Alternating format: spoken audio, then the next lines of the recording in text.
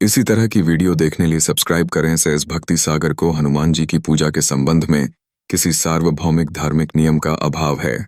यह भ्रांतियां अधिकतर क्षेत्रीय परंपराओं और मिट्टी के प्रभाव से उत्पन्न होती हैं।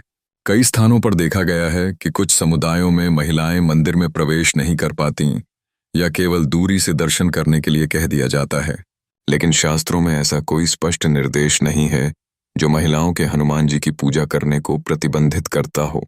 ब्रह्मचर्य के नियम का हवाला देते हुए कुछ लोग मानते हैं कि स्त्रियों का पूजा में हिस्सा लेना इस नियम का उल्लंघन करता है।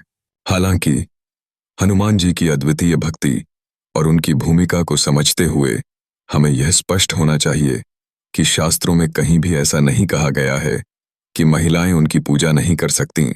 भक्ति का मार्ग सभी के लिए खुला है। आजकल के वातावरण में विचार और समर्पण को प्राथमिकता देना जरूरी है। विद्वान और भक्तगण मानते हैं कि पूजा का विषय केवल भक्ति का है, न कि लिंग का। महिलाओं का हनुमान जी के प्रति आस्था रखना एक सकारात्मक कदम है। इस परिप्रेक्ष्य में हमें केवल श्रद्धा और समर्पण को ध्यान में रखना चाहिए। महत्वपूर्ण यह है कि हनुमान जी सदैव भक्तों के साथ हैं, चाहे वे किसी भी लिंग के क्यों न हों।